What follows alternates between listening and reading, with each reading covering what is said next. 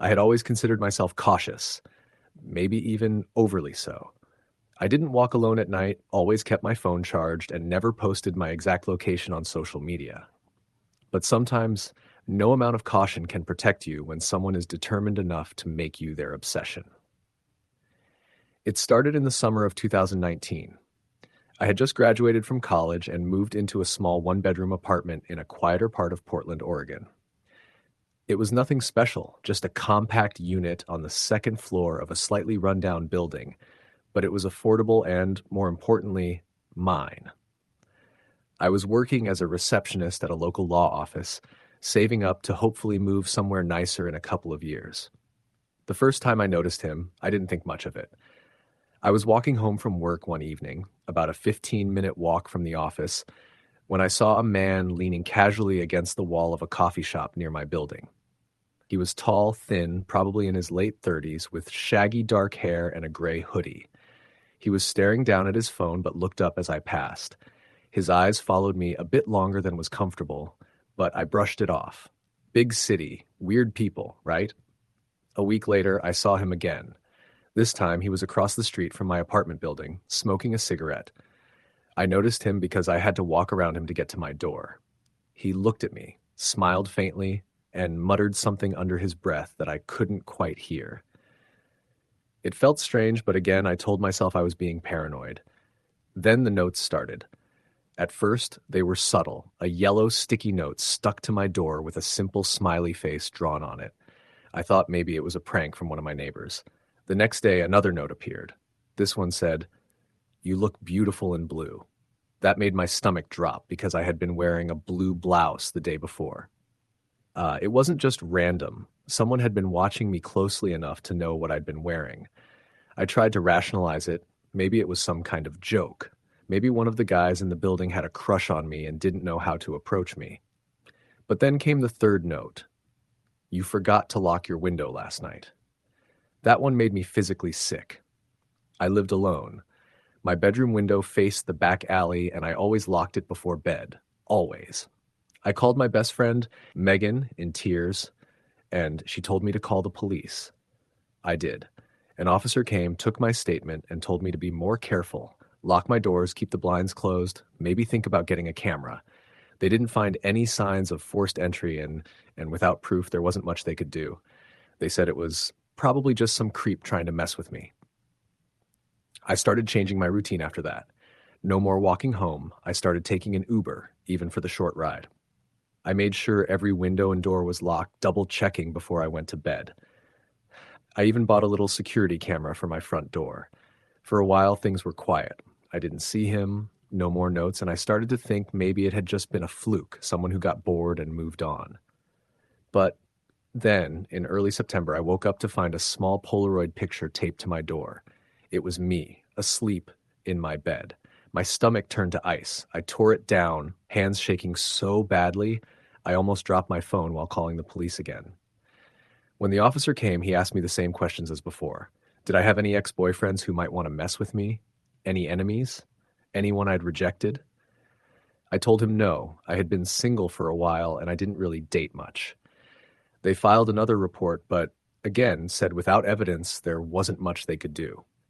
After that, it escalated quickly. My phone started ringing at odd hours. I'd pick up and no one would be there. Just silence, then a click as they hung up. Sometimes I'd hear faint breathing. I changed my number, but the calls kept coming, which meant somehow he'd gotten the new one. I stopped sleeping properly. Every creak in the building sounded like someone trying to break in. I kept a baseball bat by my bed. One night, around 2 a.m., I heard a scraping sound at my window. I froze, barely breathing, and grabbed my phone to call 911. Before I could hit dial, there was a soft whisper. A man's voice, low and drawn out. "I see you, Emily." That was the first time I realized he knew my name. The police came, but by the time they arrived, there was no one outside, no signs of forced entry. One of the officers, a younger guy named Davis, took pity on me. He suggested I stay with a friend for a while, at least until they figured out what was going on. I packed a bag that night and drove to Megan's place across town. For about a week, things were quiet. I started to relax a little, thinking maybe my absence had thrown him off. But then Megan's Ring camera caught something. A tall, thin man in a gray hoodie walking slowly past her house around midnight. He looked straight at the camera, smiled, and kept walking. I couldn't stay there anymore. I went to my parents' place in Salem for a couple of weeks, barely sleeping, jumping at every noise. But even there, I got the feeling I wasn't safe. One morning, I went outside to grab the mail and found another Polaroid tucked under the wiper blade of my car. It was a picture of me walking into my parents' house, time-stamped from 2 nights before. By then, I was completely unraveling. My parents wanted me to go to the police again, but what could I tell them? There was still no proof, just pictures, notes, and phone calls. No fingerprints, no witnesses. I started keeping a knife in my purse. My dad bought me pepper spray. I didn't go anywhere alone, and I deleted all my social media. The breaking point came one night in October. I had moved back into my apartment thinking maybe enough time had passed, but I was still on edge. I woke up around 3 a.m. to the sound of my front door unlocking. I knew that sound, the soft metallic click of the deadbolt turning. My blood ran cold. I grabbed the bat from beside my bed and dialed 911, whispering to the dispatcher that someone was inside. I could hear him, slow, deliberate footsteps moving through my living room, then down the hall. I locked my bedroom door, heart pounding so loud I could barely hear. The footsteps stopped right outside my door. Then, in a calm, almost cheerful voice, he said, "Emily, why are you hiding from me?" I don't remember much after that. The police arrived minutes later to find me curled up in the corner of my room, sobbing uncontrollably. The door had been forced open, not by the intruder, but by the officers. Whoever he was, he had vanished without a trace. No fingerprints, no DNA, nothing, just a faint smell of cigarette smoke lingering in the air. I moved out the next week, quit my job, changed my number again. I stayed with family for months before finally moving to a new city in another state, with a new job and a new apartment. For a while, things were quiet. I started therapy, trying to rebuild some sense of normalcy. Then, last month, I found something taped to my new door, a Polaroid of me at the grocery store just days before. No note, no message, just the picture, and that same faint mocking smile drawn in ink on the corner of the photo. I don't sleep much anymore. I don't go anywhere alone. And every time I hear a footstep outside my window, I wonder if he's finally decided it's time to stop watching and start acting again. Story the end. It started in the spring of 2018, in a quiet suburban neighborhood just outside of Portland, Oregon. I had just turned 25 and finally managed to move out of my small apartment in the city into a townhouse I shared with my best friend, Kelly. We thought we'd found the perfect setup.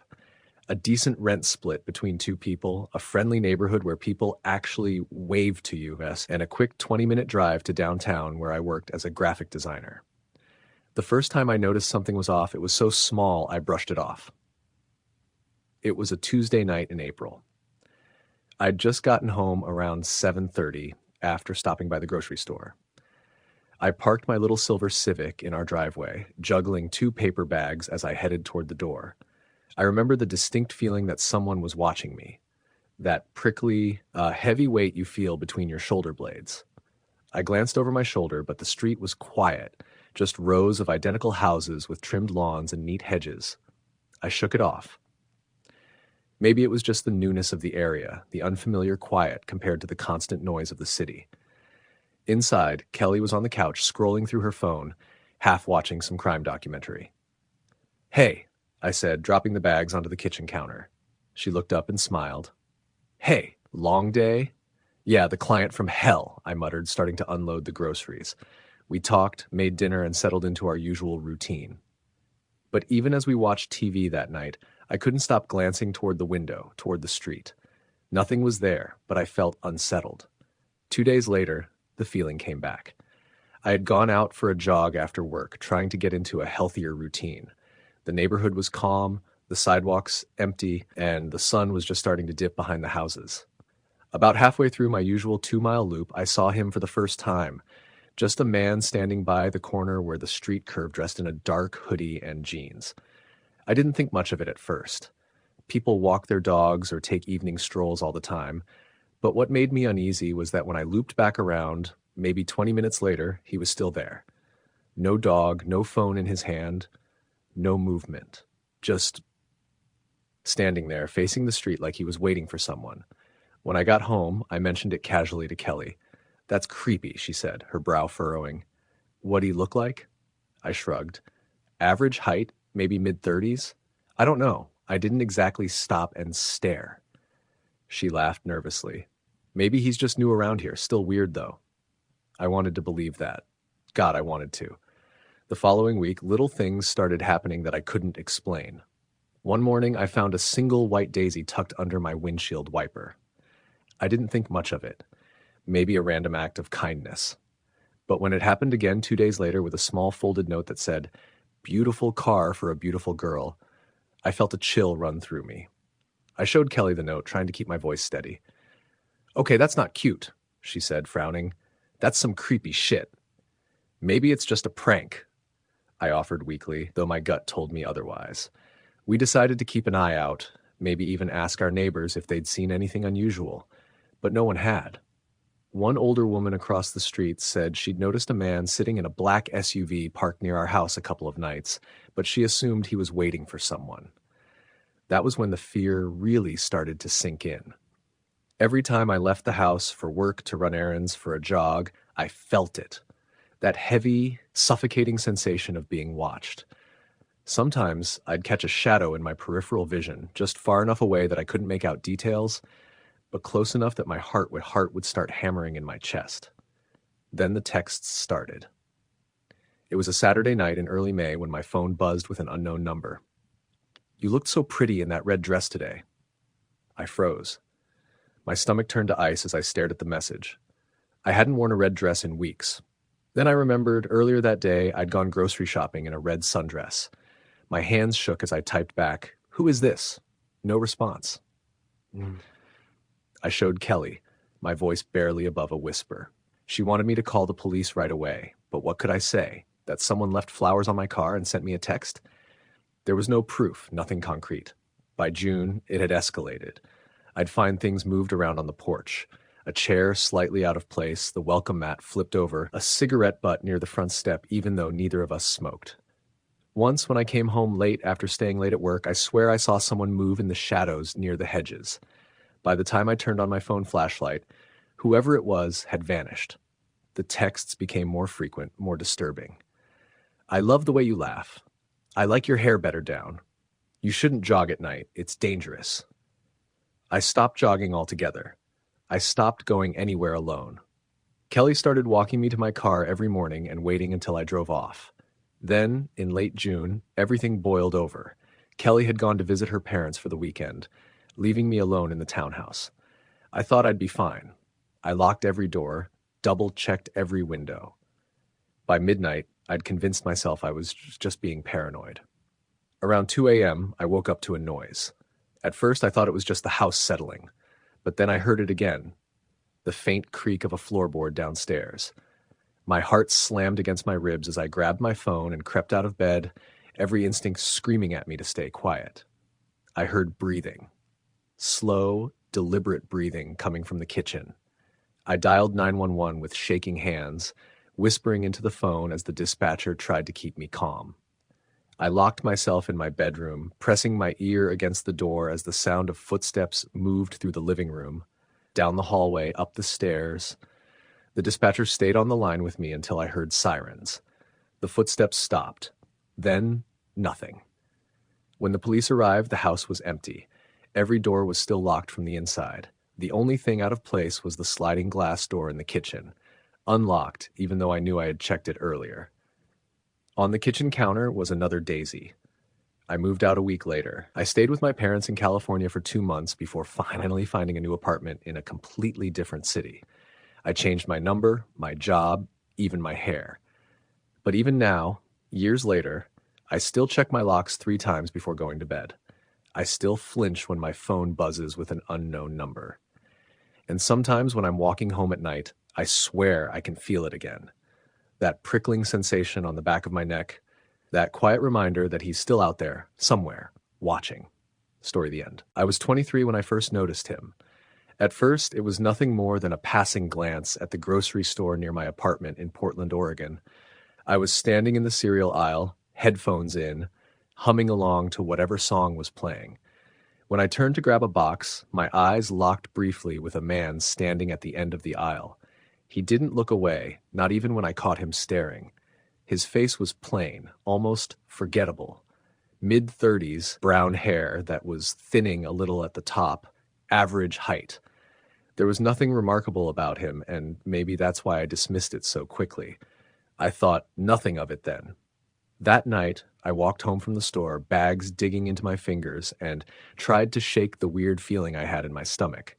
I told myself it was nothing, that I was just being paranoid because I'd watched one too many true crime documentaries. I dropped my groceries in the kitchen, cooked a quick dinner, and settled in for the night.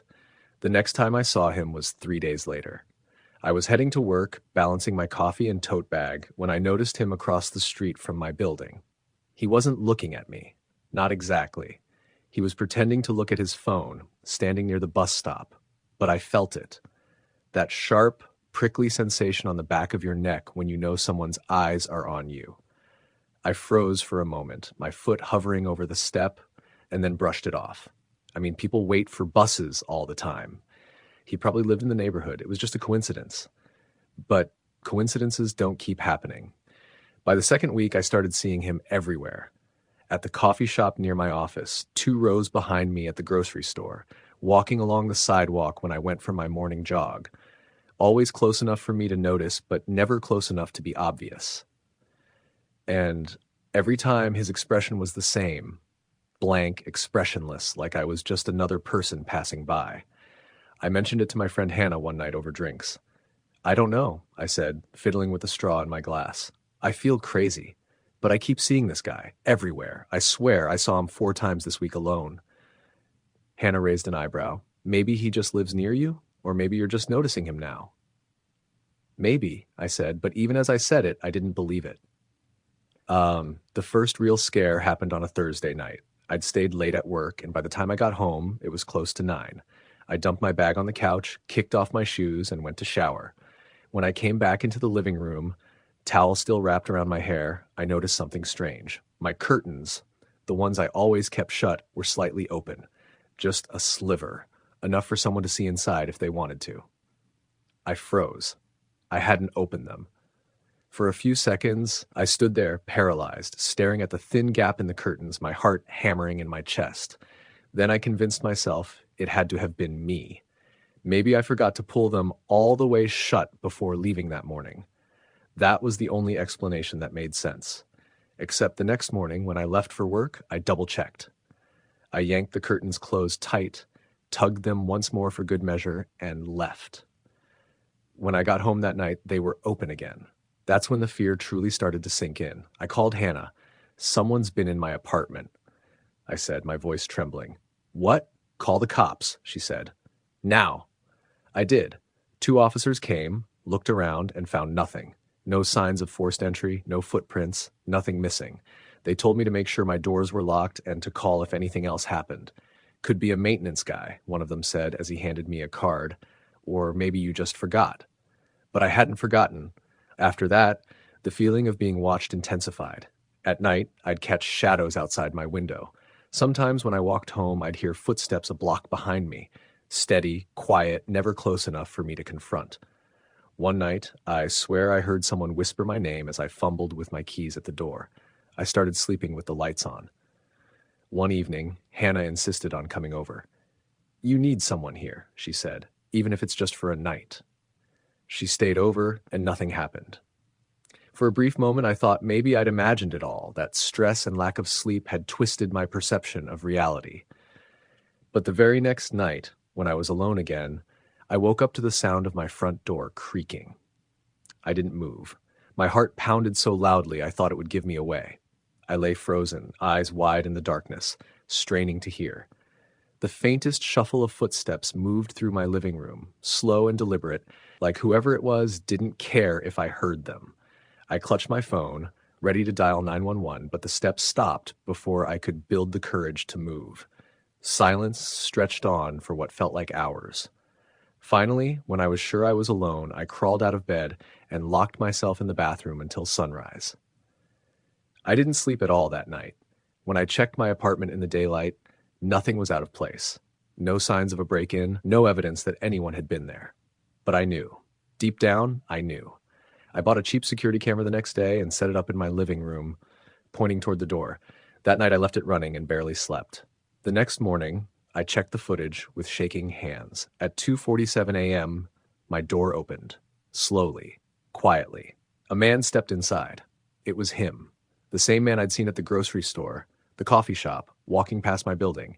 He stepped inside, stood still in the middle of my living room for nearly 2 full minutes, and then turned toward the hallway leading to my bedroom. The footage cut off there. I don't remember dropping my phone, but I must have, because the next thing I knew, I was running out of my apartment, dialing the police with shaking hands. This time, they didn't brush it off. They took the footage, took my statement, and sent a patrol car to watch my street that night. I stayed with Hannah, too scared to go back home. The next day, they found a small tracking device attached to the underside of my car. He knew where I lived. He knew where I worked. He knew everything about me. The officers told me to stay somewhere safe, so I crashed on Hannah's couch for nearly a week. When I finally gathered the courage to go back to my apartment to grab more clothes, I found a note taped to my front door. It was written in neat, careful handwriting. "I miss seeing you. Why are you hiding?" My stomach dropped, and I stumbled back to my car, sobbing as I called the police again. They never caught him. The patrols continued for a while, and I moved out of that apartment within a month. I changed my number, deleted all my social media, and moved 2 towns over. For a while, I thought maybe it was over. But even now, 2 years later, I still check my locks 3 times before bed. I still glance over my shoulder when I walk to my car, and sometimes, just sometimes, I catch sight of a man in a crowd, someone with thinning brown hair and that same expressionless face watching me from a distance, and I can never be sure if it's him. Story the end. The first time I noticed him was on a Tuesday evening in late September. I had just left the coffee shop I always stopped at after work, my tote bag slung over my shoulder, my phone in one hand as I texted my roommate about what to order for dinner. It was just after 7, that strange in-between time when the sun is down, but the city hasn't quite gone dark yet. I crossed the street, glanced over my shoulder out of habit, and saw him. At first, I didn't think anything of it. He was just a man in a dark hoodie, walking in the same direction as me. That wasn't unusual. My apartment was in a pretty busy neighborhood, close to a subway stop, so there were always people milling about. But when I slowed down to adjust my bag, so did he. When I sped up, my sneakers slapping against the pavement, so did his. I told myself I was being paranoid. I even ducked into the small convenience store on the corner to grab a soda, thinking that if he really was following me, he'd keep walking. But when I came out, he was there across the street, leaning casually against a lamppost like he'd been waiting. He didn't make eye contact, didn't say anything, just stared straight ahead like he wasn't interested in me at all. My pulse quickened as I hurried the rest of the way home, fumbling with my keys in the lobby, before finally shutting the door behind me, locking the 2 deadbolts, and telling myself it was nothing. That night, though, I couldn't sleep. Every creak in the apartment, every sound of footsteps in the hallway made my skin crawl. When I finally drifted off around 2 a.m., I dreamt of someone standing outside my window, breathing against the glass. The next morning, I brushed it off. Big city, weird people, I told myself. I had work to get to and didn't have time to spiral into irrational fears. For a few days, everything went back to normal, until Friday. I was at the coffee shop again, laptop open, working through a few spreadsheets before heading home. When I glanced up from my screen, my stomach dropped. He was there, standing across the street, half hidden in the shadow of a tree. Same dark hoodie, same stillness. He wasn't even pretending to look at his phone or be on a call. He was just there, facing the cafe, facing me. I froze. My coffee had gone cold hours ago, but I lifted the cup to my lips anyway, just to have something to do. I tried to convince myself I was imagining things. People hang out on sidewalks. People loiter. It didn't mean anything. But when I packed up my stuff and stepped outside, he shifted. It was subtle, just enough to let me know that, yes, he saw me. I ducked into the subway that time instead of walking home. I rode an extra 3 stops past my apartment before doubling back that I'm scanning every face I passed until I finally convinced myself I'd lost him. That weekend, I told my roommate Jenna about the guy. She laughed it off at first, told me I'd been binging too many true crime podcasts, but when she saw how serious I was, her smile faded. "You should tell someone," she said, "like the cops or at least the building manager." I nodded, but I didn't. It felt ridiculous to walk into a police station and say, "There's a guy in a hoodie who might be following me." What could they even do with that? By the following Wednesday, it wasn't just occasional sightings anymore. It was constant. I'd see him standing across the street when I left my building in the morning. He'd be near the entrance of my office building around lunchtime. Sometimes, late at night, I'd catch the faintest shadow on the other side of the street when I looked out my window. It was always the same. Dark hoodie, baseball cap pulled low, his posture stiff and unnatural, like he was holding himself back. I stopped going out alone. I stopped going to the coffee shop. I even started taking a rideshare to work instead of the subway, my heart pounding every time the car slowed at a light, scanning the sidewalks for that familiar silhouette. Then one night, I got a text. It was from an unknown number. Just 3 words. "Nice red dress." I froze. My hands shook as I typed back, "Who is this?" No response. I stared at the message, trying to convince myself it was spam, a wrong number.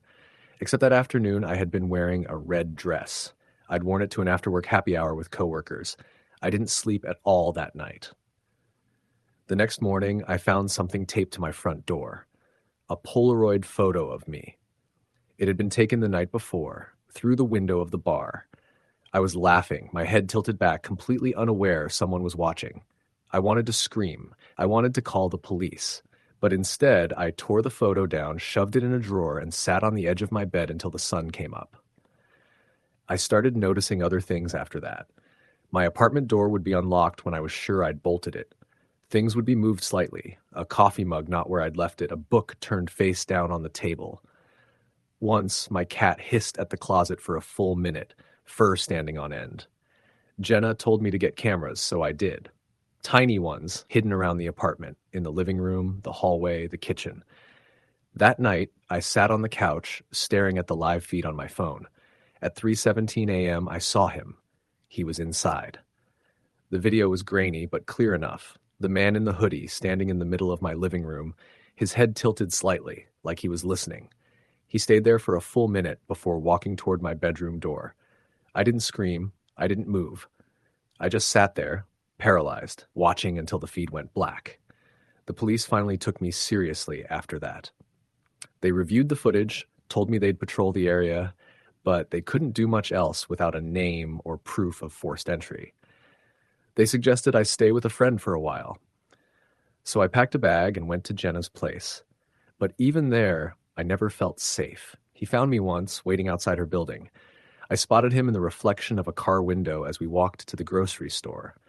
He never got too close, never said a word, just followed. A week later, Jenna convinced me to go back to the apartment with her so I could grab some more clothes. She parked out front while I ran inside. The place felt wrong the second I stepped through the door, too still, too quiet. When I reached my bedroom, I saw it. On my pillow, there was another Polaroid, this one of me, asleep, from the night before I left.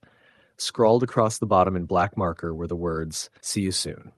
I don't remember running out of the building, but Jenna said I nearly tore the door off its hinges. She called the cops again, but by the time they got there, he was gone. No fingerprints, no signs of forced entry, nothing. I moved out 2 days later. Different neighborhood, different job, different number. I don't post online anymore. I don't go out alone. It's been almost 6 months, and sometimes I think maybe it's over. But then I'll get this feeling, walking home from work, standing in line at the store, that someone's watching me. And last week, taped to the mirror in my new apartment was another Polaroid. This one of me, standing in my kitchen, taken from the alley outside. Story the end. It started the week after I moved into my new apartment in a quiet neighborhood on the outskirts of Raleigh, North Carolina. I just started a new job at a marketing firm and wanted a place close enough to the office but far enough away from downtown noise. The complex seemed perfect. 2-story buildings with brick facades, clean courtyards, a small pool, and mostly young professionals or older couples. The first week was uneventful. I unpacked, decorated, and introduced myself to a couple of neighbors. Across the parking lot lived an older woman named June who watered her plants at the same time every morning. Next door was a guy named Chris, maybe early 30s, who worked night shifts and mostly kept to himself. Everything felt normal until I started noticing the man in the gray hoodie. The first time, I brushed it off. I was coming back from the grocery store, fumbling with my bags while unlocking my door. Out of the corner of my eye, I saw someone standing at the end of the walkway near the dumpster area. He was facing away, hood pulled up, even though it was humid and warm that evening. I didn't think much of it, maybe just another tenant on the phone or smoking. The second time was the next morning. I was leaving for work around 7:30 a.m., coffee in hand, when I noticed someone standing near the opposite building, leaning casually against the railing of the staircase. Same gray hoodie, same posture, only this time I was sure he was looking at me. My stomach twisted, but I told myself I was overthinking it. Big apartment complexes always have people coming and going. By the third time, I couldn't ignore it. I had just gotten home late after drinks with a couple of coworkers. My heels clicked against the pavement as I crossed the parking lot, the soft hum of cicadas filling the air. Then I noticed him, half hidden in the shadows near the mailboxes. The light caught the pale outline of his face as he tilted his head slightly, like he was studying me. I locked my door behind me, heart racing, and pressed my back against it for a few seconds. My rational mind tried to calm me down. Maybe he lived here. Maybe he was just some guy taking a late-night walk. But a pit settled in my stomach that told me it was more than coincidence. Over the next week, the sightings escalated. He wasn't just in the complex anymore. I saw him when I went jogging in the mornings, standing by the corner near the trail entrance, hood still up, despite the Carolina heat. When I went to Target one Saturday afternoon, I caught a glimpse of someone wearing the same gray hoodie in the next aisle over. At first, I convinced myself it wasn't him. Lots of people wear hoodies. But when I left the store and loaded my groceries into the trunk, I spotted him again, leaning casually against a lamppost at the edge of the parking lot like he'd been waiting. I didn't even go home right away. Instead, I drove around for an hour, stopping at a gas station, then a coffee shop just to see if he was following me. I didn't see him again that night, but the sense of dread clung to me. It got worse after that. One night around midnight, I was woken by a soft tapping sound. At first, I thought it was part of a dream, but then it came again, a deliberate rhythmic tapping. I froze, listening. It was coming from my bedroom window. My apartment was on the ground floor, facing a small patch of grass and a thin line of trees before the next building. Slowly, I peeled back the curtain just enough to see outside. There he was, standing just a few feet away, hood up, hands in his pockets. Even in the darkness, I could feel his eyes on me. My heart pounded so hard I thought I'd pass out. I dropped the curtain and crawled backward into the corner of the room, phone in hand, debating whether to call the police. But after a few minutes, the tapping stopped. When I finally got the courage to peek again, he was gone. The next morning, I found footprints in the damp soil beneath my window. I reported it to the leasing office that day. The manager, a woman named Lisa, listened patiently and said they'd keep an eye on things. She mentioned there were cameras by the parking lot, but not along the back units where my apartment was. Her advice was to keep my doors locked and be vigilant. I bought heavier curtains the next day. A week later, I started receiving texts from an unknown number. The first one was simple. Pretty dress today. I stared at the message, my blood running cold. That morning, I'd worn a light blue sundress to work. My social media accounts were all private. There was no way anyone could have seen me unless they were physically watching. I didn't reply. The next message came 2 days later. You shouldn't walk alone so late. That night, I'd taken out the trash around 10:30 p.m. and felt uneasy crossing the dimly lit parking lot. I called the police after that one. An officer came by, took my statement, and told me to save the messages. He said they'd look into it, but without a name or number they could trace, there wasn't much they could do. I tried to act normal, but paranoia seeped into every corner of my life. I stopped jogging. I parked as close to my door as possible and kept my keys between my fingers like a weapon. I checked my locks 3, sometimes 4 times a night. Sleep became impossible. Every creak, every car passing outside made me jump. Then the gifts started. The first was a single rose left on my doorstep, dewy like it had just been cut. Then a week later, a folded note slid under my door that read, "I like your smile." I begged the leasing office to move me to a different unit, but they said nothing was available. One night, I came home from work to find my front door slightly ajar. My stomach dropped. I stood frozen in the doorway, debating whether to go inside, but then I heard it, the faint creak of a floorboard from my bedroom. I ran. I don't even remember getting in my car, just flooring it to the nearest gas station and calling 911. By the time the police arrived, the apartment was empty. Nothing had been stolen, but my clothes were disturbed, drawers half open, and on my pillow was a Polaroid picture of me taken through my bedroom window. That was enough for the police to take me seriously. They stationed a patrol car in the complex for a few nights, but whoever he was, he vanished just as quickly as he appeared. Weeks passed with nothing, and slowly I started to believe maybe it was over. Until the night I woke up and found him inside. It was 2:43 a.m. I remember the exact time because the glowing red numbers on my clock burned into my vision as I blinked awake, unsure of what had stirred me. Then I heard the faintest sound, the quiet click of my bedroom door closing. Someone was in the room with me. I didn't move, didn't breathe, just listened as slow, deliberate footsteps crossed the carpet. My phone was on the nightstand inches away, but I was too terrified to reach for it. Then a whisper, so close I felt the warmth of his breath on my cheek. Mine. I bolted upright, screaming, and lunged for the light switch. By the time the room lit up, he was gone. The front door left wide open, the night air chilling the sweat on my skin. That was the last night I stayed in that apartment. The police never caught him.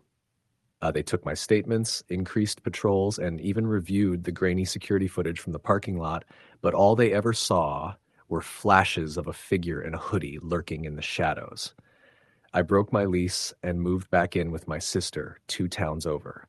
I still jump when I hear a knock at the door, still check the locks 3 times before bed. Some nights when it's quiet and the wind rustles the trees outside, I swear I hear that whisper again, soft and possessive, like he's still out there, waiting. Story the end. It started with the phone calls.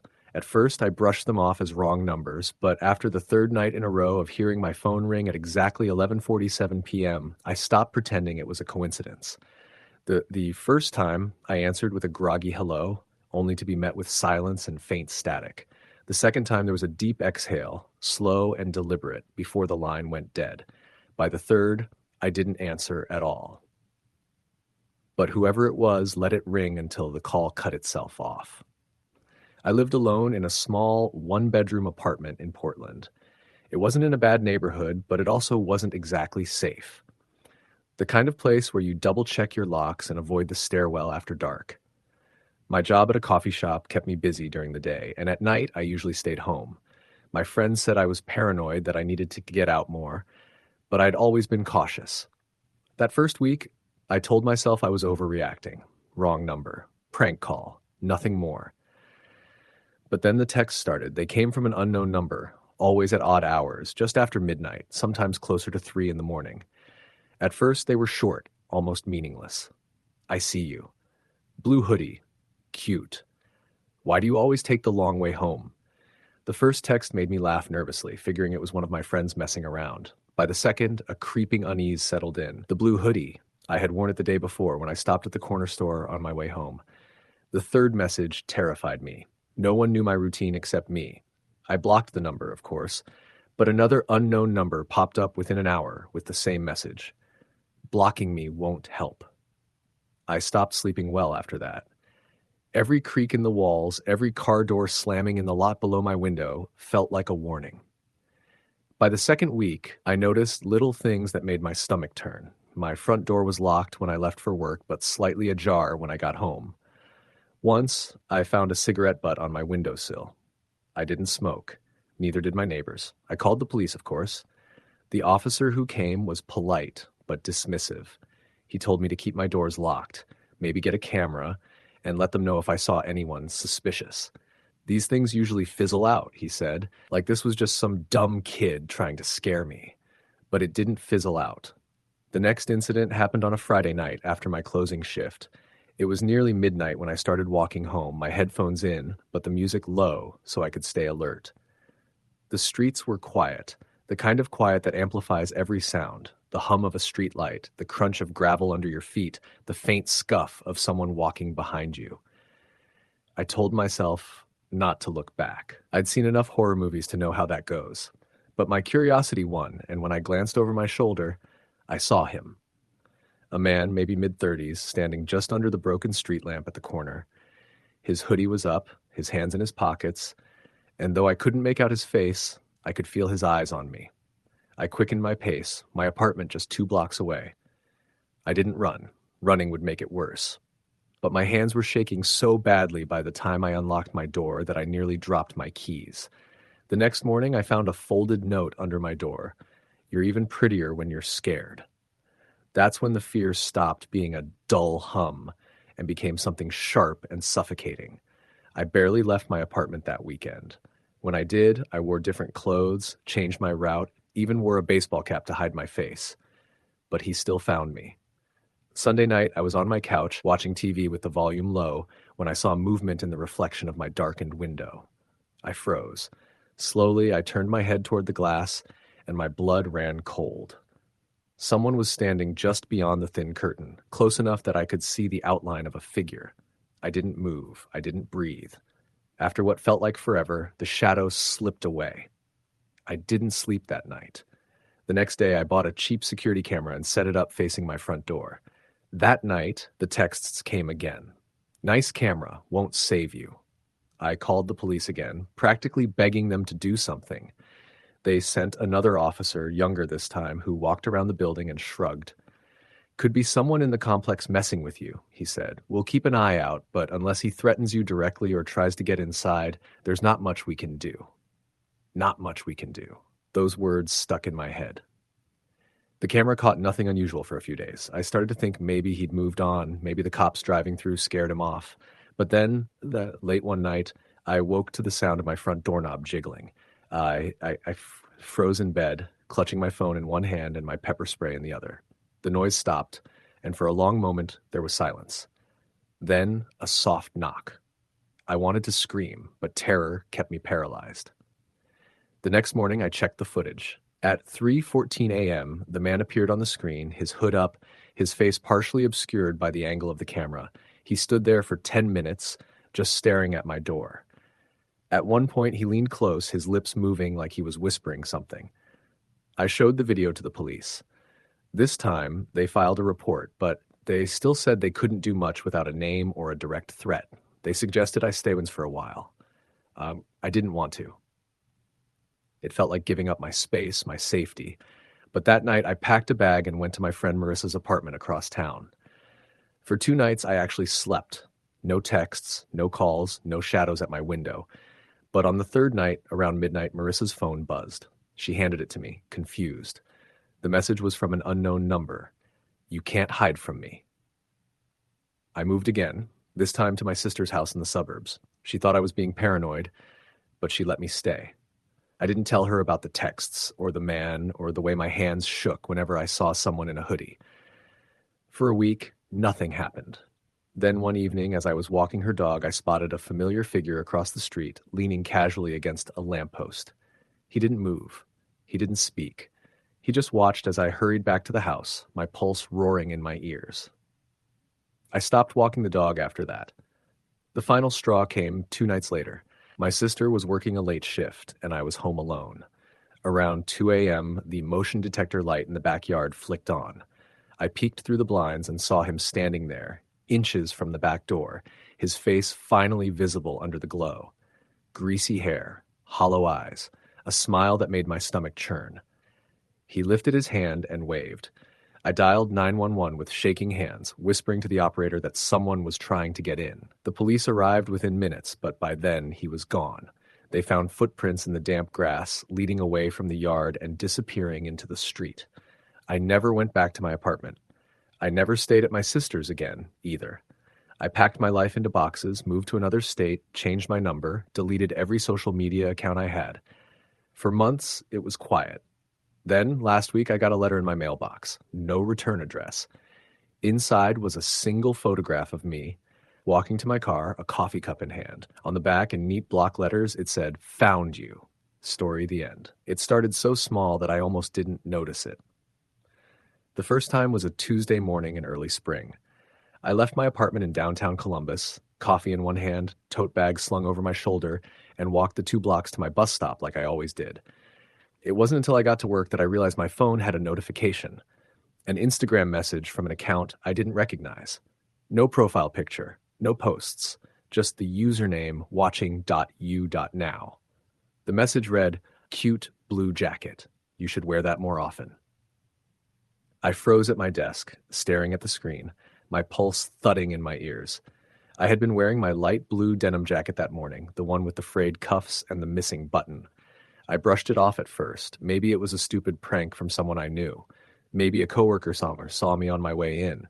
I even replied with a casual, "Who is this?" and went about my day, trying to convince myself it was nothing.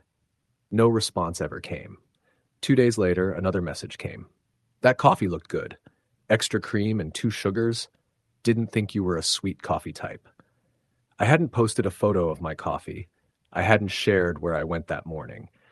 That was the first time a real chill ran through me, the kind that crawls up your spine and settles in your throat.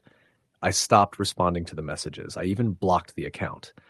But the messages kept coming from new accounts, always with some variation of "watching" in the username.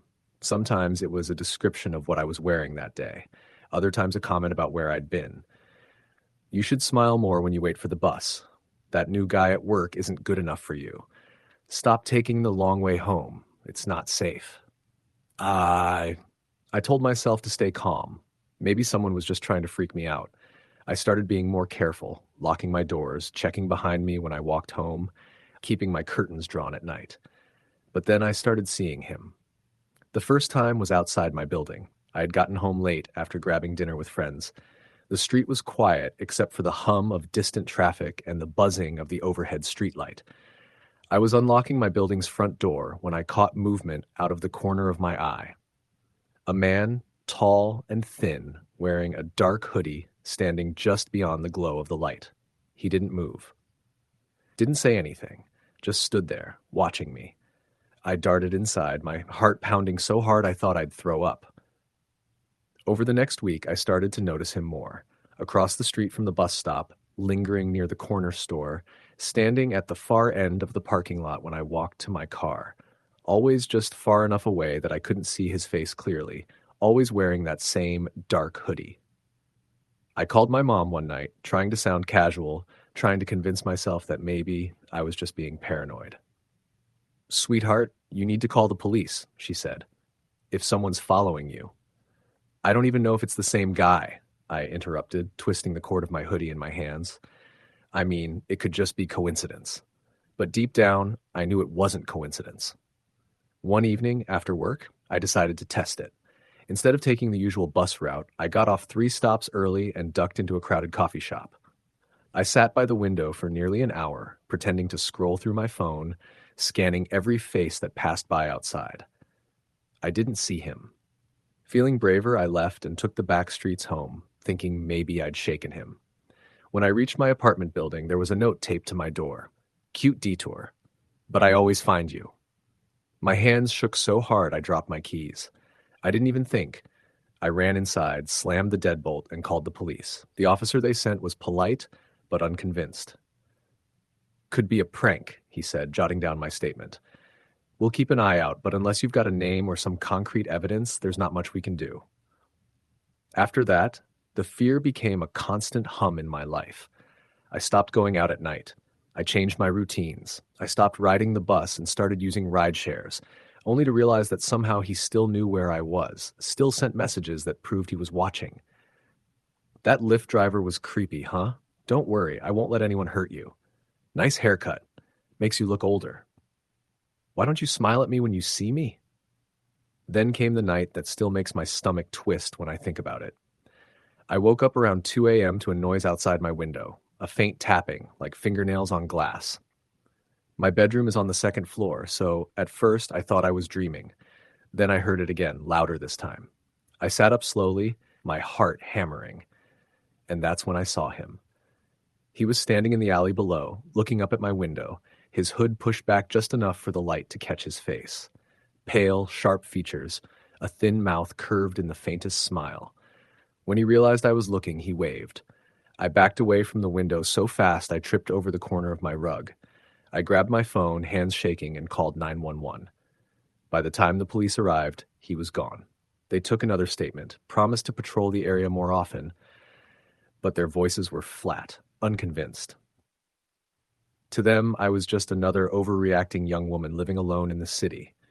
The messages kept coming. Why did you call them? They can't help you. I liked your hair down. You're prettier when you're scared. I stopped sleeping. Every sound made me jump. The hum of the refrigerator, the creak of the pipes, the footsteps of my upstairs neighbor. My friends tried to convince me to crash at their place, but I didn't want to drag them into it.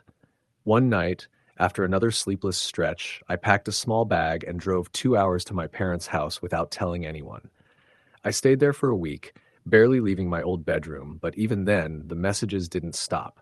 Running away won't save you. You'll have to come back, eventually. I'm patient. When I finally returned to my apartment, everything felt off.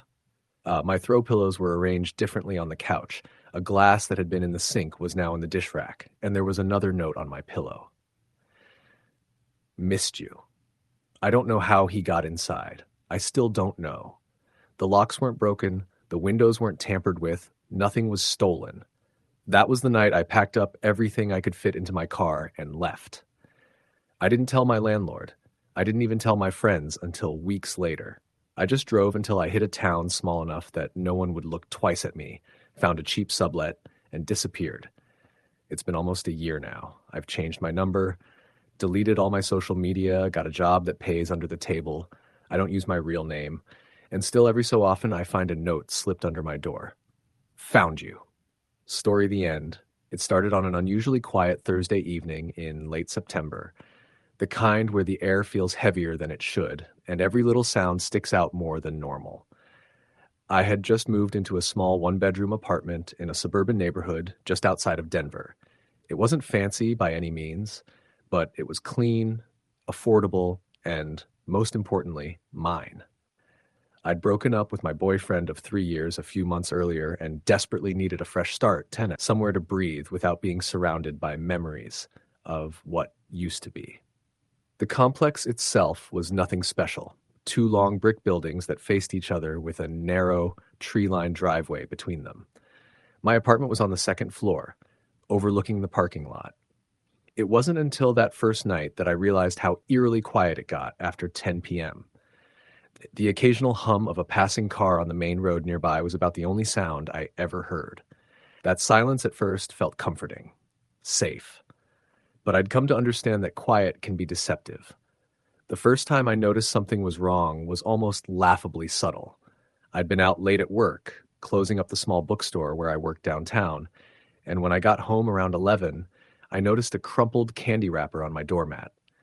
It was one of those off-brand chocolate bars I'd never buy. I chalked it up to the wind or maybe a neighbor's kid being careless. I threw it away and didn't think much of it. Then, a few days later, I came home from my evening jog to find the same kind of candy wrapper wedged into the corner of my welcome mat. That time, I paused. The mat was flush against my door when I'd left. I distinctly remembered adjusting it before locking up. It was too coincidental, but again, I brushed it off. I told myself that I was being dramatic and that maybe one of the neighborhood kids had been messing around. The world is full of harmless weirdness, right? But the wrappers kept showing up. Always the same type, always on days I'd come home later than usual. Sometimes they'd be tucked slightly under the mat, like someone had deliberately placed them there so they wouldn't blow away. It unsettled me enough that I mentioned it to my best friend Amber when she came over for wine one night. Maybe it's just some creep, she said, half joking, back twirling her wine glass like we were talking about something trivial. Or maybe one of your neighbors has a crush and doesn't know how to say hello. I laughed it off with her because laughing was easier than letting the unease sink in. But that night, lying in bed, I couldn't shake the feeling that someone was paying attention to me, someone who knew my schedule well enough to know when I wasn't home. It escalated the following week. I'd stayed late at work, helping my manager with inventory. And when I pulled into the parking lot around 11:30, I noticed something that made my skin crawl. Someone had traced the outline of a heart on the dusty rear windshield of my car. It wasn't subtle either. It was large, uneven, like it had been drawn quickly but deliberately. There were no other marks on any other cars in the lot, just mine. I sat in my car for a long minute, the engine idling, staring at that stupid, smudged heart while my pulse hammered in my ears. I didn't want to believe what every instinct in me was screaming, that someone had been close enough to touch my car while I was away, close enough to watch me park it every day, close enough to know it was mine. The next morning, I asked the building manager if there were any cameras in the parking lot. He just shook his head and told me the budget didn't allow for extras like that. That's when I started double-checking my locks. Front door, windows, even the sliding balcony door I rarely used. I told myself I was being careful, not paranoid, but deep down, I knew better. About 2 weeks later, the notes started. The first one was simple, just a folded piece of printer paper stuck under my windshield wiper. The handwriting was strange, blocky, almost childlike. It said, "You look so pretty when you're running." My stomach dropped when I read it. I didn't tell anyone, not Amber, not my parents, because I didn't want to hear them tell me to call the cops, like it would magically make me feel safer. Besides, what would I even say? That someone left me a creepy compliment? I convinced myself it was some teenager's twisted joke. But after that, I stopped jogging in the evenings. Then came the second note. "I like your blue sweater. You should wear it more." I hadn't worn that sweater in weeks, not since an early morning shift at the store. That meant whoever was watching me wasn't just lurking in the parking lot. They were close enough to see me during the day, close enough to watch me when I came and went. The idea made my skin crawl. I started changing up my routine after that. Different grocery store, different routes to work, even parked in different spots when I could. But it didn't matter. Whoever this was, they always seemed one step ahead. A third note appeared 2 nights later. This one slipped under my front door so quietly that I didn't notice it until I stepped on it the next morning. It read, "Why are you ignoring me?" That was the morning I finally called the police. 2 officers showed up, took my statement, and looked around the property, but they didn't find anything. One of them, a younger cop with a kind face, suggested I get a security camera for my door. The other, older and clearly jaded, just muttered something about probably just some kid and left it at that. They promised to keep an eye out, but I could tell from their tone that they didn't think it was serious. That night, I ordered a small camera online and set it up to cover my entryway. For a few days, nothing happened. I let myself believe that maybe the cops showing up had scared him off. I started sleeping a little easier. Then on the fifth night, I woke up around 3 a.m. to a notification on my phone. Motion detected. My heart pounded as I opened the app and watched the grainy footage in real time. There, standing just beyond the edge of my doormat, was a man. He wasn't doing anything, just standing there, perfectly still, like a statue. He was wearing a hooded sweatshirt, pulled low over his face, and even though the camera quality wasn't great, I could make out his hands, just hanging at his sides, motionless. He stood there for almost 3 minutes before turning and walking away, disappearing into the dark. I called the police again, voice shaking so hard I could barely explain what had happened. They sent a patrol car, but by the time the officers arrived, the man was long gone. One of them offered to take the footage for evidence, but added, almost apologetically, that unless he tried to break in, there wasn't much they could do. I didn't sleep at all that night, or the next. The messages got bolder after that. Notes that said things like, "Why won't you talk to me? And I'm not a bad guy, I promise." Once, he left a Polaroid picture of me, walking up the stairs to my apartment, groceries in hand. The photo had been taken from an angle low enough that I hadn't even realized anyone was there. My knees almost buckled when I saw it. I started spending nights at Amber's place, too scared to stay home alone. She wanted me to move out completely. But I couldn't afford to break my lease, and part of me felt paralyzed by the idea that no matter where I went, he'd find me. He always seemed to know where I was. Um, it all came to a head one night about a month later. I'd been at Amber's and didn't get home until nearly midnight. When I walked up the stairs, my stomach dropped. My front door was slightly open, the deadbolt still unlocked. I knew without a doubt that I had locked it before leaving. Every muscle in my body screamed at me to turn around and run, but some stupid, stubborn part of me wanted to believe there was another explanation. Maybe the lock had failed, maybe maintenance had come in without telling me. I pushed the door open slowly, phone in hand, and whispered, "Hello," into the darkness. Silence. I stepped inside, my hand shaking so badly I almost dropped my phone and reached for the light switch. That's when I noticed it. On my kitchen counter, in the middle of the otherwise empty space, was a single rose. Next to it was a note. "You left your door unlocked. You need to be more careful." I don't remember dropping my phone, but I remember the sound of it hitting the floor. I remember backing out of the apartment so fast I nearly tripped down the stairs. I remember the neighbors' faces when they heard me screaming in the parking lot as I called 911. By the time the police arrived, the apartment was empty. No signs of forced entry, nothing missing. They filed another report, took the note and the rose as evidence, and told me yet again that they'd patrol the area more often. That was the night I packed a bag and left. I never slept in that apartment again. I moved in with Amber temporarily while I broke the lease, and then 2 months later, I moved clear across the city into a building with security cameras, keycard entry, and a doorman who greets every tenant by name. I never saw him again. Never found out who he was, what he wanted, or how close he might have come to me while I slept. Oblivious. But sometimes when I'm out running errands or walking home from work, I catch myself glancing over my shoulder, scanning crowds for familiar faces. Sometimes I still find myself checking my car windows for smudges or my doormat for notes that aren't there. And every once in a while, in that quiet space between sleep and waking, I swear I can feel someone watching me. Story, the end. It started small, almost so small I didn't even notice. A random, wrong number text at 10:30 at night, a car parked across the street with its lights off, a shadow that seemed to linger a little too long at the corner of my vision when I walked to my apartment after work. At the time, I brushed it off as paranoia, the kind that creeps in when you live alone in a quiet suburb just outside of Dallas. I had moved to Richardson 2 months before, a fresh start after a breakup and a job transfer. My apartment was small, just a one-bedroom with peeling paint and an unreliable AC, but it was mine. I worked the evening shift at a small diner off Main Street, usually getting home around midnight. It wasn't the safest neighborhood, but I liked the routine. The quiet walk from my car to my door, the sound of cicadas filling the humid Texas air, the lights from the other apartments flickering on as people settled into their night. The first text came on a Thursday. Unknown number. "Nice dress tonight." I was sitting on my couch eating leftover fries when my phone buzzed. I frowned, reread it twice, then typed back, "Who is this?" No response. I stared at my phone for a while before tossing it aside.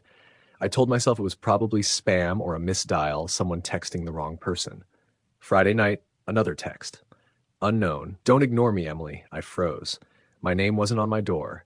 It wasn't on the mailbox either. The only place it existed publicly was on my name tag at the diner. I sat on the edge of my bed, staring at the glowing screen in my dark room, a knot forming in my stomach. I didn't reply. By Sunday, the texts escalated. "Why are you walking alone? You should be more careful." "I like your hair down better." "Smile next time, baby." I showed the messages to my coworker, Jenna, during our break. She laughed nervously, saying, "Creepy, but probably just some loser trying to freak you out." I wanted to believe her. Still, that night, when I left the diner, I asked her to watch me get to my car. I kept my keys between my fingers like a makeshift weapon, my heart thudding with every step. The following week, I noticed the car, a beat-up black sedan parked across the street from my building.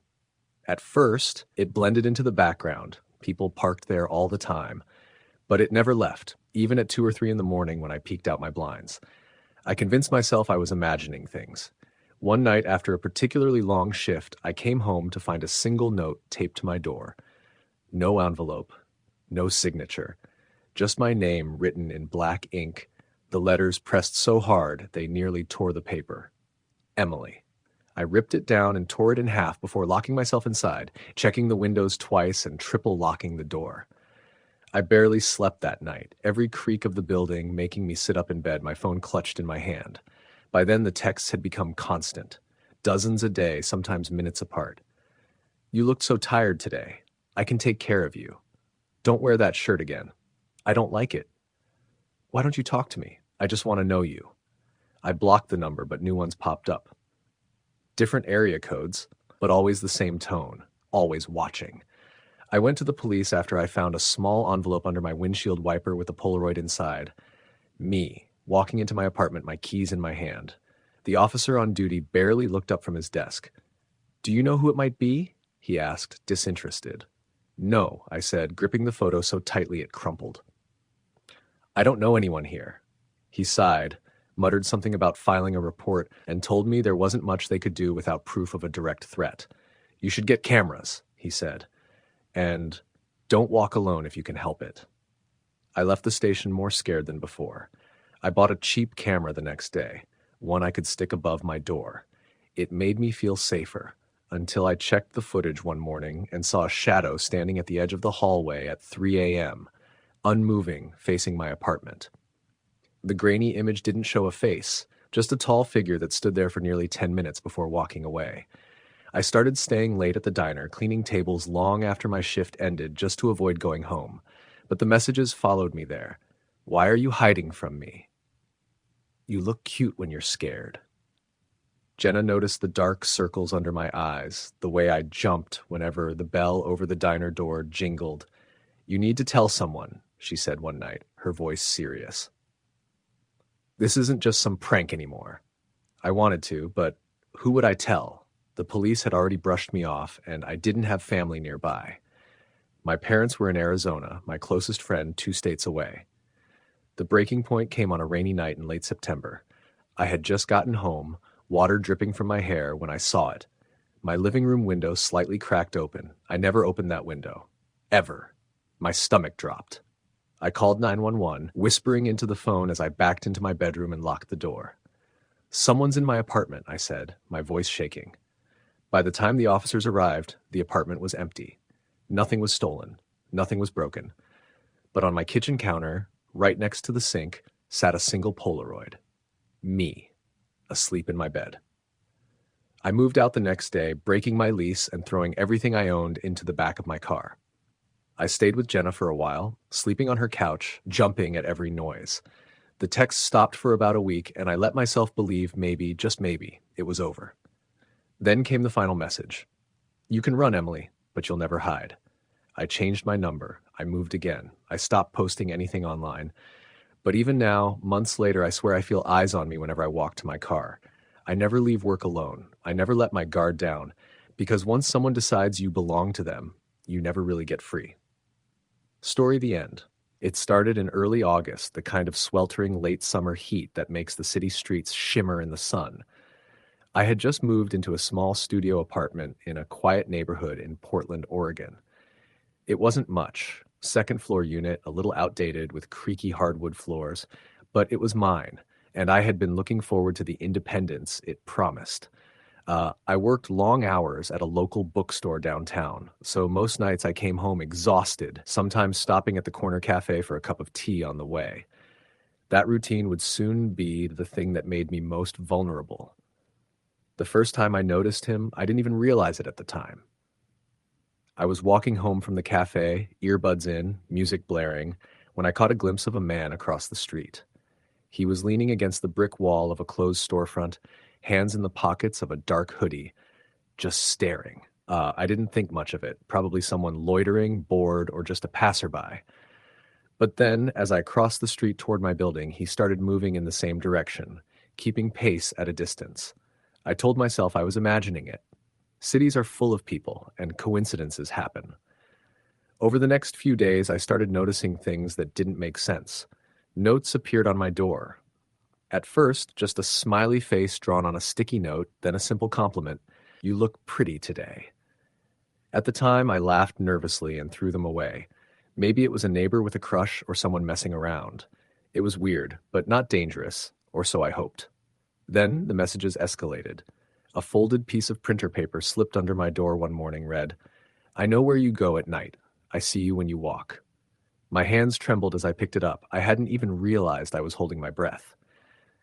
That afternoon, I started watching the street from my window, hoping to catch a glimpse of whoever it was. And there he was again, standing across the street, hoodie pulled low, just watching. He didn't move when I waved, or when I backed away from the window in fear. He just stood there, silently observing. I tried to tell myself it wasn't real, that I was overreacting, but by that night I had taken down the blinds, locked every door and window, and triple-checked my locks before falling into a fitful, anxious sleep. Every creak in the building made me jump. Every passing car made my heart race. Over the next week, the situation intensified. He began leaving small, specific items. A crumpled wrapper from my favorite candy bar one day, a single red rose the next. Sometimes there were notes, sometimes Polaroid photos of me from earlier that day. The first time I saw one of the Polaroids, I almost fainted. I had walked home from the grocery store, completely unaware that someone had been watching me closely enough to snap a picture. It was taken from the angle of the alley beside my apartment. My pulse pounded, my stomach twisted, and I felt the undeniable weight of being violated, even without physical contact. I reported everything to the police.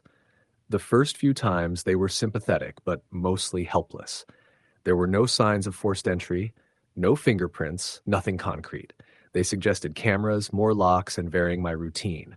I did all of that, but nothing seemed to work. Whoever he was, he knew my patterns. He knew when I left the apartment, when I returned, what I wore, and when I was most vulnerable. One evening around 2 a.m., I woke up to the sound of scraping at my balcony door. My heart leapt into my throat. I froze, barely breathing, my hands shaking as I reached for my phone.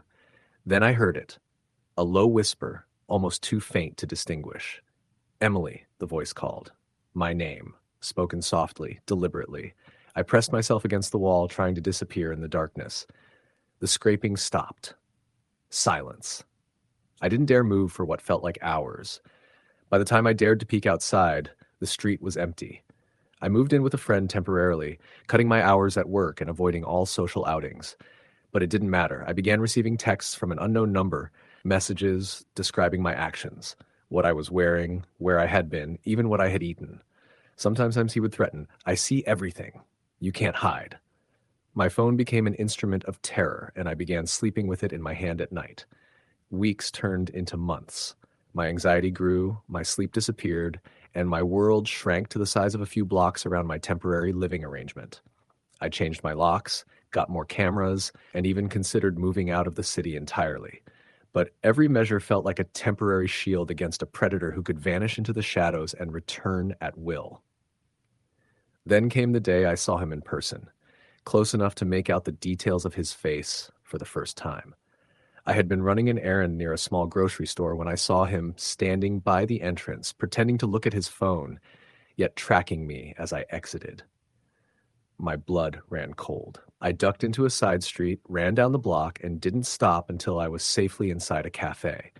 Even then, I watched through the window as he lingered a few blocks away, waiting. The police finally took a more aggressive approach. They installed cameras on my friend's property where I was staying and began surveillance on known suspects in the area. After several weeks, they identified him. Ryan Palmer, a man in his early 30s with a documented history of harassment and stalking. When he was apprehended, authorities found a notebook detailing my daily routines, photographs, and even maps of my routes. He had been meticulously planning his obsession for months. Even after his arrest, the terror did not fully subside. The knowledge that he had followed, observed, and violated the boundaries of my life left a permanent imprint. I moved multiple times, changed numbers, deleted social media accounts, and maintained a constant state of vigilance. Every shadow, every figure at a distance triggered a reflexive fear. My independence was eroded. My sense of safety, fragile to begin with, had been shattered. Years later, I continue to live cautiously, always aware of the possibility of being watched. The psychological effects linger: insomnia, hypervigilance, and a persistent feeling of exposure. I can no longer leave the house without scanning for unusual behavior or checking the rearview mirror obsessively. I have learned, in the most frightening way possible, that safety is a fragile illusion, easily destroyed by someone who chooses to invade it deliberately. Even now, when I hear footsteps outside my apartment or see a shadow move just slightly out of place, I am transported back to that time when someone was always there, silently, patiently, meticulously. The terror taught me to survive, but it also taught me that freedom is relative and safety is never guaranteed. Every day, I navigate the world carrying the permanent memory of being watched, of having my life invaded, and of knowing that someone had wanted control over me so completely that even distance could not break the bond of fear he had forged. Story: the end. It started the week I moved into my first apartment on my own. I was 26, fresh out of college, and finally living in a part of Austin, Texas that felt safe, or at least I thought it did. The building was old but charming, a brick structure with ivy crawling up the sides and a small courtyard in the center. My unit overlooked the parking lot and the alley behind the building. At first, life was normal: work, groceries, Netflix, and weekend outings with friends. I didn't have much of a social life yet, so the apartment felt like a sanctuary. The first sign that something was wrong was subtle. I noticed a man across the street one evening while I was taking out the trash. He was leaning against a lamppost, wearing a dark hoodie, hands in his pockets. At first, I assumed he was waiting for a ride or just taking a smoke break. But the way he stood, completely still, staring in my direction, made my stomach twist. I convinced myself it was nothing, maybe just coincidence, and went back inside, locking the door behind me. Over the next week, I started noticing him more frequently, sometimes near the entrance of my building, sometimes across the street. Each time I looked up, he was there, leaning or standing in a way that suggested he was watching. My unease grew, but I didn't tell anyone. Not my parents, not my coworkers. I tried to rationalize it. Maybe he lived in the neighborhood, maybe he was just a passerby. Then came the first note. I found it slipped under my door one afternoon. It was on plain white paper and typed, "You looked beautiful today. Hope your day was good." I panicked. My hands shook as I held the note, trying to tell myself it was harmless. I didn't sleep well that night. Every sound outside, the rustle of leaves, the distant hum of traffic, the creak of a neighbor's floorboards, made me jump.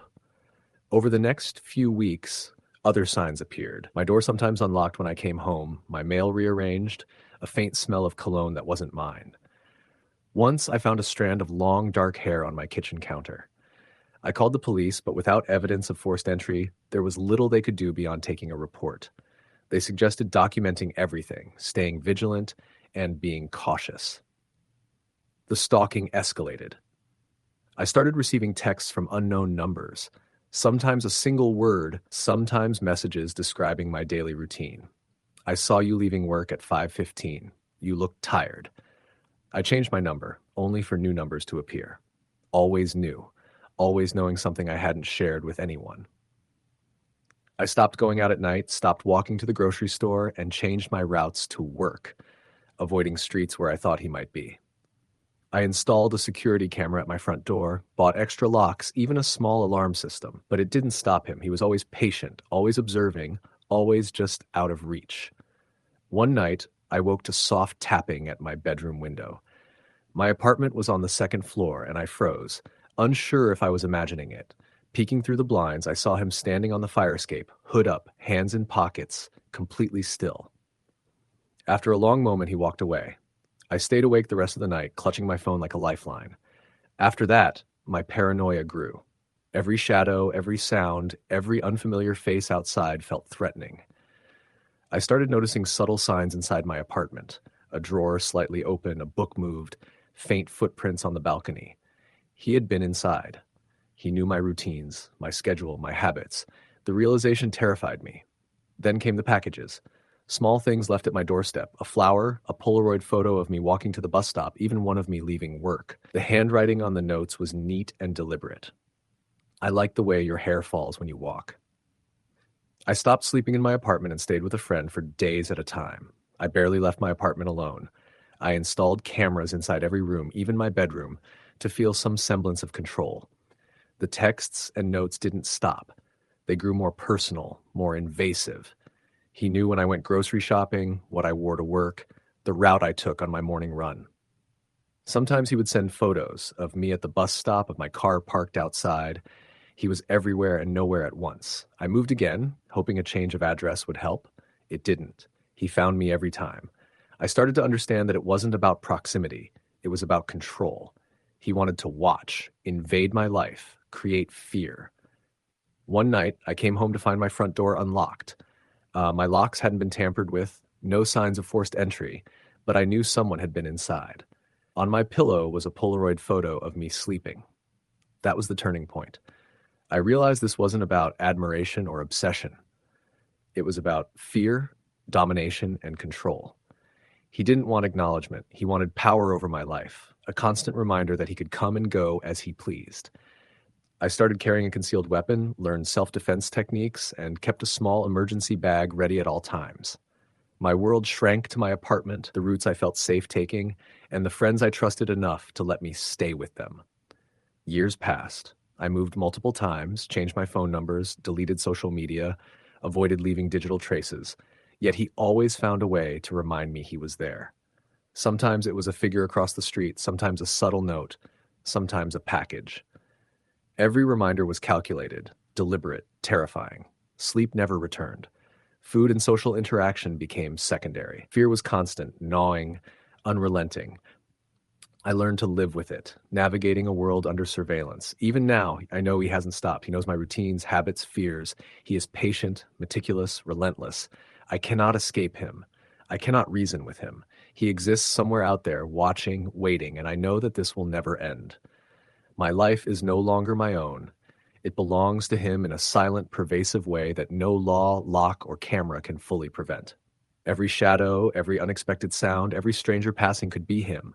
And I know that the moment I let my guard down, even for a second, he will be there, reminding me that I am never truly alone. Story the end. It started with small things I didn't notice at first. I just moved into a small apartment in Denver, Colorado, right after graduating college. I was 23, had a stable job at a marketing firm downtown, and for the first time in my life, I had a place that was entirely my own. It wasn't luxurious. One bedroom, a small kitchen, and an old bathroom with cracked tiles, but it was mine. I loved the independence, even if it came with the constant hum of street traffic outside my window. The first time I saw him, I thought nothing of it. I was carrying groceries in from the parking lot, juggling bags and fumbling with my keys, when I noticed a man standing near the corner across the street. He was average-looking, maybe mid-30s, wearing a black hoodie with the hood pulled low and jeans. He wasn't doing anything, just standing there, watching. I felt a twinge of discomfort, but told myself it was nothing. He was probably waiting for someone. The next time I saw him, I couldn't ignore it. I had stopped at the corner store on my way home from work, my hoodie pulled tight against the autumn chill, and there he was again. Same posture, same hoodie, same stillness. My heart raced, and I hurried inside the store, trying to shake the uneasy feeling. I told myself it was coincidence. Maybe it really was. A few days later, I found the first note. It was slipped under my door while I was at work. I almost didn't notice it at first, a small piece of white paper folded neatly in half. The handwriting was clean, precise. "You looked nice today." I crumpled it up and threw it in the trash, telling myself someone had accidentally dropped it from the mail slot. But the unease didn't leave me. By the end of that week, I started noticing little things. My trash can had been moved slightly, my mail was shifted on the counter when I returned home, and one morning I saw a cigarette butt on my windowsill, though I didn't smoke. My paranoia began to grow.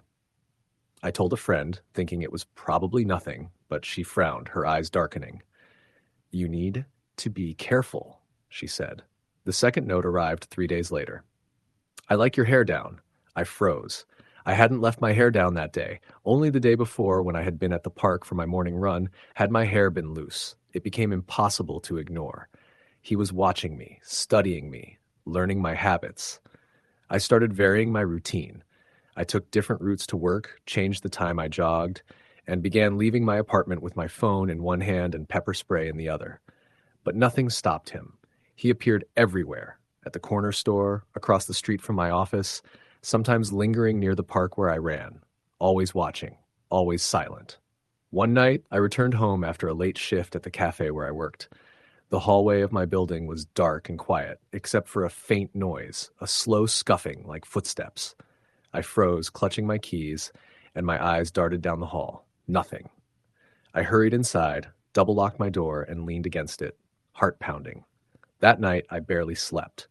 The next day, I installed a small security camera at the front door. It wasn't much, just a basic motion detector camera that would alert me to movement, but I felt a little safer. That night, I received another note. I like watching you sleep. My stomach turned. I had never felt fear like this before. Not real fear. I couldn't eat, couldn't sleep, and began obsessively checking the locks on my doors and windows. I called the police. They sent an officer to take my statement and look around the apartment. He was polite but dismissive, suggesting I get better locks, maybe install cameras. These things often fizzle out, he said. Someone with a crush, probably. Don't worry too much. But it didn't fizzle out.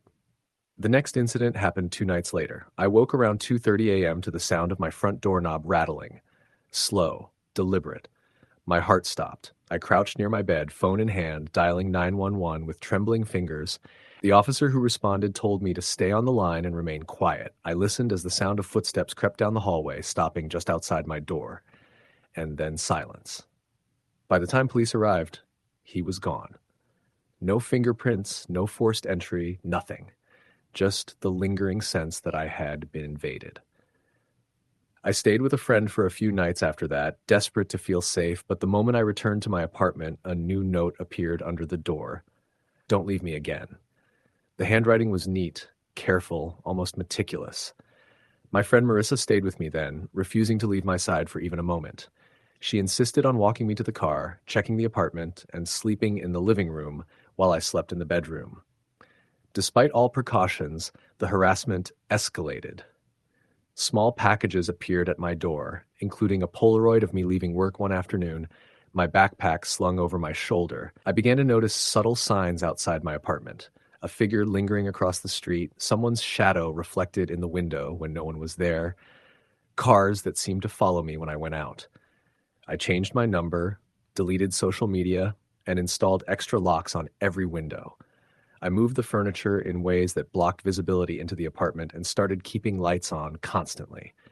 Every sound, every shadow, every unfamiliar noise made my chest tighten with panic. By December, I was a mess. I barely left my apartment, skipping work occasionally, canceling plans, avoiding contact with friends. I had to move again, for my sanity if nothing else. I packed my belongings in a rented truck and drove 3 hours to stay with my sister in Colorado Springs. I hoped the distance would make him lose interest. For a while it seemed to work. No notes, no packages, no sightings. I felt relief, fragile but real. I began to regain some semblance of normalcy, taking walks during the day, grocery shopping, and even sleeping through the night occasionally. But the fear never left entirely. Even in Colorado Springs, I found myself looking over my shoulder constantly, checking every dark corner, every car in the parking lot. It was a new apartment, new streets, but the paranoia persisted. Then one evening, I returned from work to find a note slipped under my sister's door. I didn't even need to open it to know what it would say. I know where you are. I was numb. My sister called the police, but there was nothing they could do without a name or physical evidence. I was advised to install cameras and change my routines even further. I couldn't go anywhere without checking twice. I started documenting every movement, every sound, every suspicious encounter. Months passed. I moved again, this time to a small town in Utah, changing my name on social media, never sharing my exact location, and keeping my life as private as possible. I avoided going out after dark, stayed inside most of the time, and only interacted with people I could trust completely. For a while, it seemed to work. I even began to feel almost safe, though I knew the fear would never fully leave me. But every unfamiliar car, every figure in a hoodie on the street, every sound at night set my nerves on edge. I was hypervigilant, constantly aware, never fully relaxed. Years later, I still live cautiously. I never give out personal information, always check locks multiple times, and avoid walking alone at night. Every unexpected sound in my apartment makes me tense. Every shadow reminds me of him. The fear has become a permanent part of my life. Even now, I sometimes see a figure across the street when I'm walking home, a shadow lingering too long, watching, waiting, patient, and deliberate. I know it's probably my mind playing tricks, but I can't ignore the memory of what happened. Once someone has studied you, observed you, made you a target, that fear never truly goes away. I have learned to coexist with it, to live cautiously, to sleep with one eye open, to always be aware. And yet the knowledge remains. Someone chose me once, someone invaded my life, and the terror they caused will never fully leave me. Story the end. It began innocently enough, the kind of thing that made you question your own sanity. I moved into a small apartment in Nashville, Tennessee in early March. I had just started a new job at a digital marketing firm downtown and wanted a place within walking distance of the office. The apartment complex was older, brick, 3 stories, with a small courtyard in the center. It wasn't luxurious, but it had character. I liked that. The first week went smoothly. I unpacked boxes, organized my kitchen, and set up my workspace. Life was normal. But then I started noticing the man across the street. At first, I dismissed it. He was tall, thin, wearing a gray hoodie, standing near the corner of the street by a lamppost. Uh, it was dusk, and I caught him out of the corner of my eye while checking my mailbox. When I looked directly, he was gone. I shrugged and told myself it was nothing. 2 nights later, I saw him again. Same spot, same posture, watching my building. I froze for a second, my heart hammering. When I blinked, he was gone. I chalked it up to paranoia, a trick of the shadows. Then the messages started. I woke up one morning to an Instagram message from an unknown account. No posts, no photo, just a username, always watching Nashville. The message was short, "Good morning. You look nice today." I froze.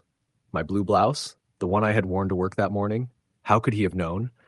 I deleted the message and blocked the account, convincing myself it was a joke. But it wasn't a joke. Over the next week, I received more messages. "I like the way your hair falls when you walk. Stop smiling at others. You belong to me. You shouldn't wear that. It looks better on me." I started walking home with my head down, avoiding eye contact with strangers. I stopped going out alone at night. I told myself it would pass. People sometimes obsess over strangers, right? Then, one night, I heard a tapping at my balcony window. My apartment was on the second floor, overlooking a small patch of grass and a narrow alley. My stomach dropped. I peeked through the blinds, and there he was, hoodie pulled up, standing perfectly still. His gaze was fixed on my window. I couldn't breathe. I called 911. When the police arrived, he was gone. The officer took a report, told me to stay vigilant, and left. The following days were a blur of fear. I installed cameras on my balcony and in the front of my apartment. I changed my daily routines. I started carrying pepper spray and kept my phone close at all times. But he adapted. He sent me photos of me taken from outside my apartment, leaving for work, grabbing coffee, even moments when I thought I was alone at home. I began sleeping with the lights on, checking my locks constantly. I couldn't go outside without scanning my surroundings. Every shadow, every movement felt threatening. A week later, I found a note slipped under my door. It read, "I saw you sleeping. You look peaceful. I like that." I screamed. I called the police again. They came, took my statement, and again found no evidence of forced entry. There were no fingerprints, no camera footage, nothing. They told me it was likely someone who had been observing me from outside. I felt violated, helpless. I stayed with a friend for several nights, too scared to return to my apartment. But I couldn't leave my life behind. I had work, bills, a semblance of normalcy I couldn't abandon. I returned, feeling constantly watched, the fear a living, breathing thing in the room with me. Over the next months, his stalking became more brazen. Packages appeared at my doorstep. A single rose, a Polaroid of me at a coffee shop, notes with messages like, "You look even better when you're unaware I'm here." I started documenting everything, keeping a detailed journal of every sighting, message, and note. I even began carrying a small recorder in my bag in case there was audio evidence, but it never seemed enough. One night, I was asleep when I awoke to the faint creak of my bedroom door. My apartment had been silent all night, and no one should have had access. My heart raced as I clutched my phone, ready to dial 911. The door was ajar, and I could see a shadow in the corner of my room. I screamed, lunged toward the light, and the figure bolted. I called the police immediately. By the time they arrived, he was gone. The room was untouched, but on my pillow lay another Polaroid. Me, sleeping, taken from the angle of my bedroom window. I realized then that this wasn't about admiration or obsession. It was about control, fear, domination. He didn't want me to acknowledge him. He wanted me terrified, constantly aware of his presence. I moved several months later, changing my number, my email, even my social media accounts. I tried to blend into the anonymity of a new city, changing neighborhoods frequently. But he always found a way. Messages, notes, photographs. Every move I made was documented, every routine monitored. Years passed. I learned to live in constant vigilance. I never leave a window open, never walk alone at night, never go to public places without scanning for someone familiar. I carry a concealed weapon now, have security systems installed wherever I live, and keep emergency bags packed. I have friends who know my situation, but even they don't fully understand the fear that lives with me every moment. He has never been caught. He remains a shadow, a presence that has infiltrated every corner of my life. I have tried therapy, support groups, everything to reclaim a sense of safety, but it is impossible. His patience, his obsession, his relentless monitoring means that I will never be truly free. I live under his gaze every day, in every city, on every street. I am a prisoner in my own life, haunted by the knowledge that at any moment he could appear silently, just outside my door, a reminder that I am never alone. Even now, I check over my shoulder constantly. Every unfamiliar car, every figure in the distance, every late night noise fills me with dread. I know he is out there, waiting, watching. And I know that this is a nightmare I will never wake from. Story the end. It started the night I moved into my first apartment on my own. I had just graduated from college in Chicago and was ready to start my new life. No roommates, no shared bathrooms, no someone else's weird habits to navigate. I found a small studio in a quiet part of Lincoln Park. It was on the third floor of a brownstone, with a narrow stairwell and only 4 units in the building. The rent was reasonable, the landlord seemed nice, and for the first time, I felt like I had some real independence.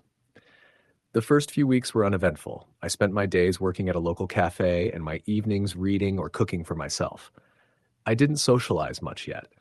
Moving to a new city alone can be isolating. That's probably why I didn't notice the first sign immediately.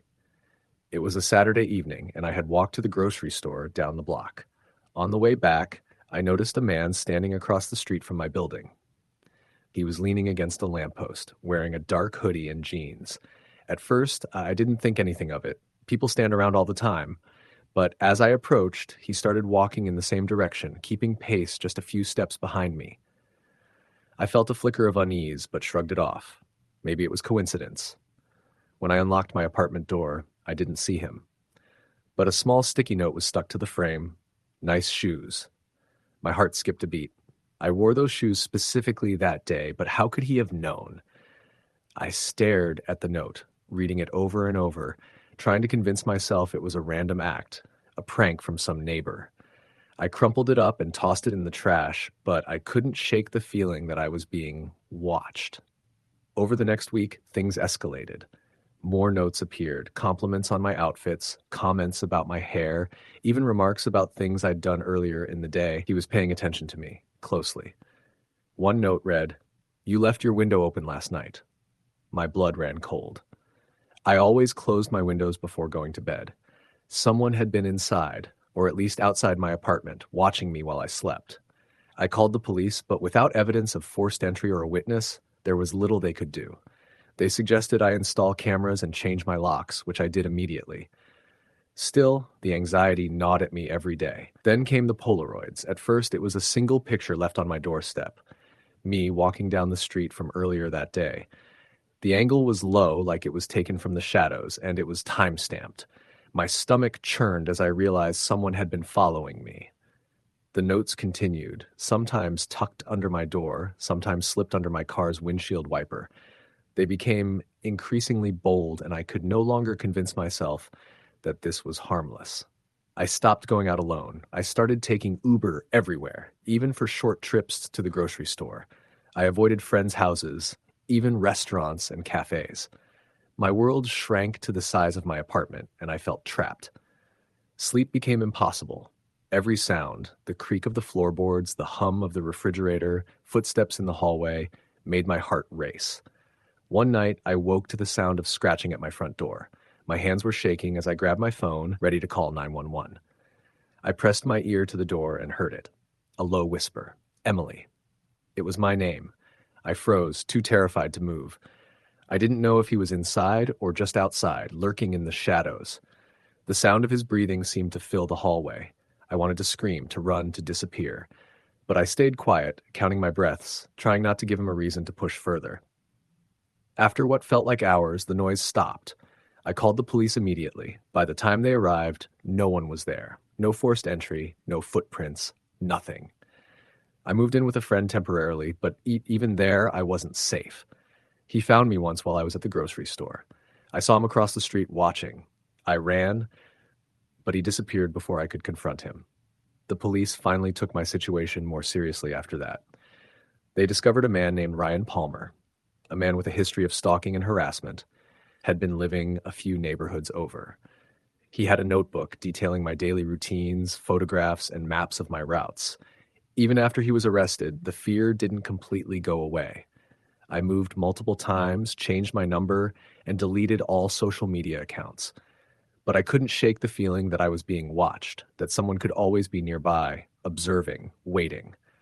I live cautiously now, always aware of my surroundings, constantly checking mirrors, scanning shadows. The psychological impact is permanent. The world feels less safe, and I can't escape the memory of someone having violated my privacy so thoroughly. Even now, years later, I notice unfamiliar faces in my neighborhood or someone lingering too long at a bus stop. My pulse races, my stomach knots. I've learned that safety is never guaranteed, and freedom can be taken away silently without warning. I have rebuilt my life, but part of me remains on edge, haunted by the knowledge that someone once had my every movement memorized and my fear at their fingertips. Story the end.